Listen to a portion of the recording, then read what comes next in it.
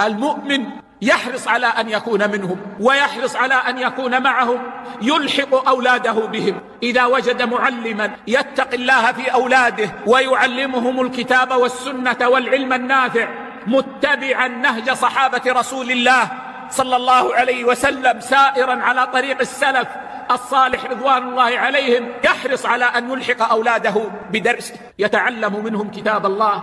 يتعلم منهم سنة رسول الله صلى الله عليه وسلم، يتعلم منهم نهج صحابة رسول الله صلى الله عليه وسلم، ووالله لن يزيدهم هذا إلا خيرا. وكم من أب دفع بأولاده إلى رجل ليس من الصادقين، لا يسير على طريق السلف الصالحين، فاختطفه من بين أسرته وأرداه في أماكن الظلمات، قسى قلبه على أبيه وأمه، وقسى قلبه على مجتمعه، وقسى قلبه على حاكم بلاده، فكانت العاقبة من أسوأ العواقب.